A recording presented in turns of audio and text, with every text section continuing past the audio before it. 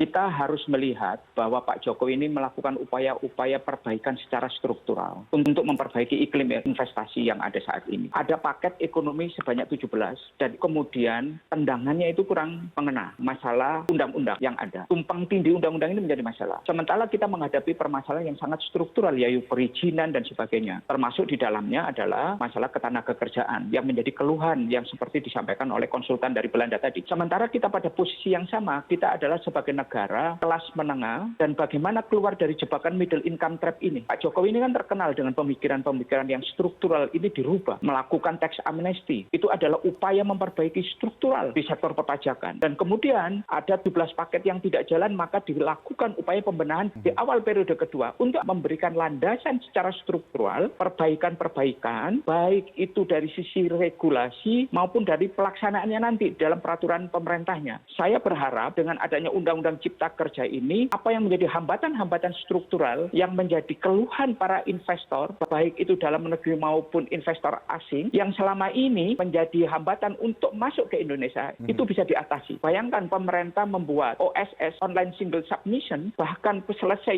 perizinan-perizinan diisi di pemerintah pusat melalui online, tetapi pemerintah daerah tidak mau menjalankan. Ini adalah persoalan struktural yang harus diatasi. Dan itu adalah di mana? Karena merasa semuanya punya kewenangan. Yang di daerah, provinsi merasa punya perda di provinsi, yang di kabupaten kota punya perda di kabupaten kota. Ini kan harus dibenahi. Jadi ada bagian dari Undang-Undang Cipta Kerja itu mengenai sektor ketenagakerjaan, tetapi yang lainnya itu kan menyeluruh.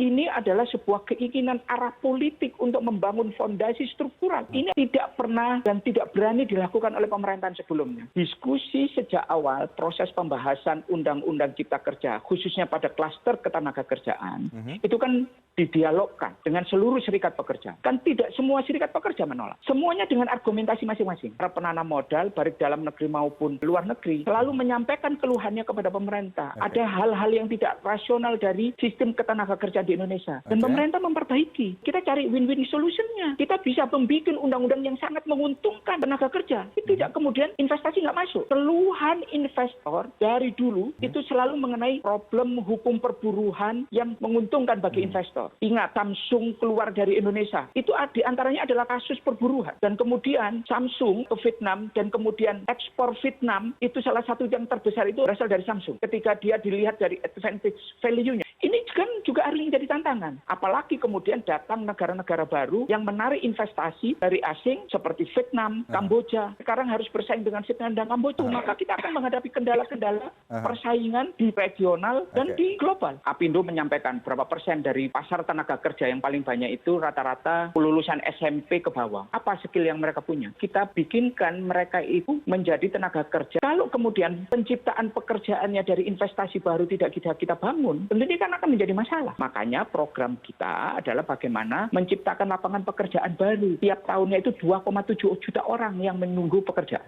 Mengenai Undang-Undang Cipta Kerja ini, sampaikan pertama kali oleh Pak Jokowi itu pada saat beliau pidato tahun 2019, yaitu pada saat beliau dilantik. Belum ada istilah COVID pada saat itu. Bagaimana kemudian membuat transformasi dan membangun struktur ini setelah nanti COVID ini kan pasti selesai. Tinggal masalah waktu. Permasalahan utamanya COVID. Pemerintah menangani COVID, pemerintah tidak pernah membedakan antara penanganan COVID dengan permasalahan. Tetapi kan kita harus berjalan bersama-sama menanganinya.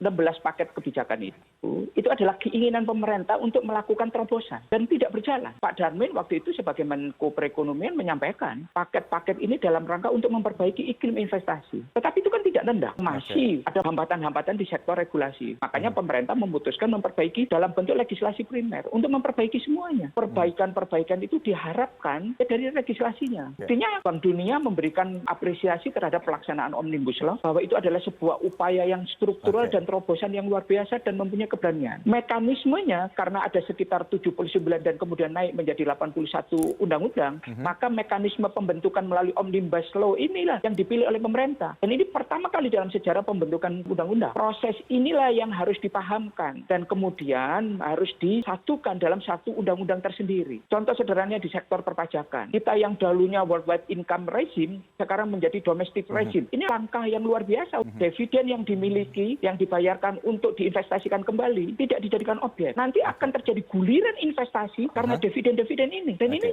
saya yakin nanti akan terjadi upaya yang luar biasa orang menginvestasikan dividen mereka. Baik itu di pasar modal maupun di dalam sektor real. Mereka ingin mendapatkan pembebasan dari dividen yang mereka terima. Harus dipisahkan permasalahan pandemi yang mempunyai dampak terhadap permasalahan ekonomi, terus kemudian lahirnya Undang-Undang Cipta Kerja ini. Itu dua hal yang berbeda. Kemudian ada situasi saat ini resesi, itu diharapkan nanti ada perubahan-perubahan yang struktural yang harus kita lakukan sejak awal. Sama seperti ketika orang melakukan investasi. Oh, inilah saat terbaik kita melakukan investasi karena harga saham lagi turun. Nanti pada saat normal tentu harga itu tidak akan mungkin serendah sekarang. Sama dengan situasinya. Walaupun Undang-Undang Cipta Kerja ini diciptakan, diusulkan oleh pemerintah sebelum adanya pandemi, kan jelas pandemi ini membuat transformasi itu menjadi lebih cepat. Terjadi akselerasi di sana. Proses digitalisasi dan sebagainya itu mengalami proses percepatan. Juga sama dengan situasi resesi ini. Di samping infrastruktur kita siapkan, kemudian kan harus ada aturan yang harus kita siapkan juga. Bagaimana mengakselerasi itu? Jangan dicampur adukan ketika pemerintah berpandangan bahwa impor itu dalam rangka apa? Kebutuhan pangan atau kedaulatan pangan. Kita harus membuat konsep yang jelas. Pemerintah dalam rangka untuk menyiapkan apa? Cadangan pangan yang cukup supaya rakyat cukup pangannya, dan kemudian kita bicara sektor pertanian ini akan kita perkuat dengan cara seperti apa? Kalau kemudian disampaikan bahwa tidak mungkin cara mengatasi resesi dengan cara omnibus law. Ini adalah salah satu cara di antara cara-cara yang lain untuk mengatasinya. Pemerintah menyiapkan program pemulihan kesehatannya. Kemudian APBN memberikan bantalan sosial kepada masyarakat untuk bagaimana mengatasi kebutuhan masyarakat di paling bawah dengan bantuan sosial yang sangat masif. Kemudian ada kelas pekerja yang mendapatkan subsidi pangan. Kemudian ada yang mendapatkan sumbangan listrik gratis. Dan ini semua kan adalah upaya simultan. Jadi memang Undang-Undang Cipta Kerja ini bukan satu-satunya. Iya, ada cara pemerintah yang lain. Ada mekanisme dan prosedur melalui APBN, program pemulihan ekonomi, mengatasi kesehatan, dan itu adalah cara pemerintah untuk mengatasi dengan segala instrumen dan alat yang dimiliki oleh pemerintah. Berikutnya, peraturan pelaksana ini kan kewenangan penuh pemerintah. Karena itu adalah domainnya pemerintah. Kita dorong pemerintah untuk bagaimana peraturan yang direncanakan rencananya sampai 500 lebih itu bisa cepat, terjadi sinkronisasi yang bagus